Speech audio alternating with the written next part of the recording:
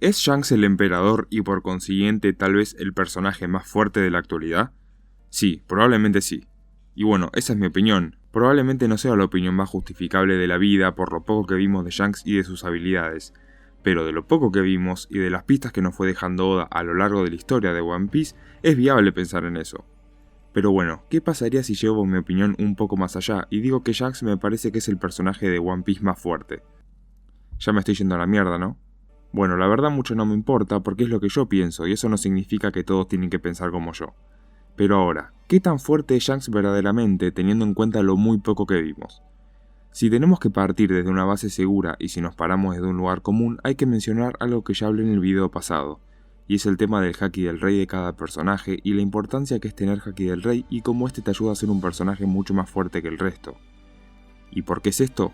No solo por el simple hecho de que tener Haki del Rey hace que tu voluntad doblegue la del resto al punto de desmayarse, sino que el incorporarlo en tus ataques hace que el daño infligido a otros usuarios de Haki del Rey sea efectivo y mucho más doloroso.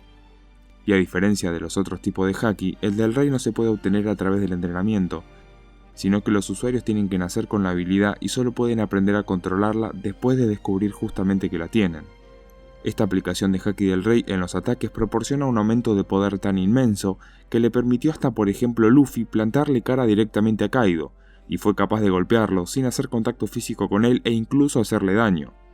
Mientras que los golpes simplemente con Haki de armadura eran demasiado superficiales y no tenían ningún efecto significativo.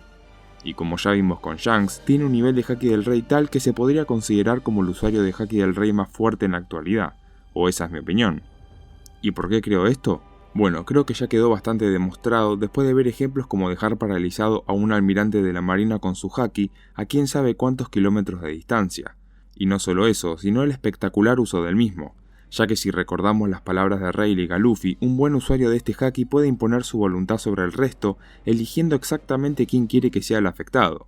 Y en Wano, vimos cómo no solo estaba Ryokugyu, sino los Vaina Roja y Yamato, pudiendo haber afectado a cualquiera de ellos, pero no. Solo atacó al almirante y sin siquiera haber puesto un pie en la isla. Y no solo eso, sino que solo Shanks demostró poder utilizar algo llamado asesinato de la observación, que consiste en, a través de su Haki del Rey, eliminar todas sus presencias futuras, de forma que contrarresta completamente a los usuarios capaces de ver el futuro gracias a un Haki de observación avanzado.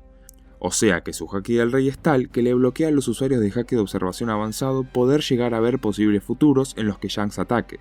Además, sin olvidar lo ocurrido hace un par de capítulos contra la tripulación de Kid, ya que mientras estos estaban llegando a Elbaf, en donde se encontraba Shanks y sus aliados junto a su tripulación, vimos como Kid preparaba un ataque devastador contra las tropas de Shanks, y este, al ver el futuro y presenciar cómo el ataque de Kid iba a matar a la gran mayoría de sus flotas, solo le bastó un ataque con Haki del Rey para hundir el barco de Kid y dejar en jaque a toda su tripulación en el acto. Y recordemos que Kid venía de ganarle junto a Law a Big Mom y soportando todos sus ataques, mientras que con solo un ataque de Shanks queda en la lona. Y bueno, ¿es necesario remontarnos a Marineford? ¿O ya es dejar muy mal parados a los que subestiman a Shanks? Yo creo que ya fue, hay que decirlo. No pienso pasar por alto el preciso momento en el que Akainu mostró genuina preocupación ante la entrada de Shanks en el medio de la guerra. Sí, el tipo que Oda dijo que si llegaba a querer buscar el One Piece iba a tardar un año del poder que tiene, se preocupó al llegar Shanks. Pero bueno, a ver, acá tal vez tengo que abrir un paréntesis para mí mismo, ya que si me tengo que basar en teorías y especulaciones con respecto al personaje de Shanks, no me puedo olvidar de la teoría de que es el hijo de Figerland Garling, y la opción más probable es que a raíz de eso sea un noble mundial, explicando el por qué detuvo la guerra de Marineford o por qué fue a hablar con el Gorosei, y en el caso de lo que estaba mencionando previamente, el porqué de Akainu en no atacar después de detener su golpe. Pero ahora, si nosotros vemos esta reacción, no es una de decir, mierda, ya llegó este hinchahuevos, ahora no puedo hacer nada, sino que yo lo veo genuinamente preocupado y alterado por la presencia del emperador. Además, hablemos un poquito de la confianza del pelirrojo. Literalmente está en el mismo campo de batalla que todo el poder militar de la marina, 3 almirantes, un almirante de flota, todos los vicealmirantes y cualquiera de las categorías para abajo, los 7 Shichibukai y el chabón como si nada diciéndoles que si tienen huevos vayan a pelearles. Y aparte Mihawk, diciendo literalmente que aceptó pelear contra Barba Blanca, pero nunca aceptó pelear contra Shanks. Y a ver, tampoco es que me estoy pasando, no estoy diciendo que Shanks sea mucho más fuerte que Barba Blanca. Lo que digo es que Mihawk siempre tuvo en cuenta el estado de cada pirata y sabía que Barba Blanca, por más poder monstruoso que tenga, estaba viejo y bueno, boludo no es.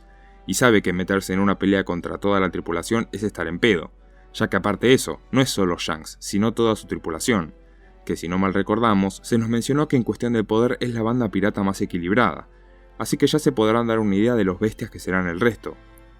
Además, si tenemos que seguir sumando habilidades que lo posicionan como el más fuerte, no podemos sacarnos de la cabeza sus enfrentamientos y sus encuentros contra Mihawk, peleas que resonaban en todo el mundo y que eran mencionadas por el mismísimo Barba Blanca. O sea, Shanks tiene una habilidad como espadachín tal que puede defenderse contra literalmente el espadachín más fuerte del mundo. Así que no solo es fuerza física, no solo es dominar cada tipo de haki al punto tal de literalmente anular el uso de estos, sino que como espadachín también es de los mejores.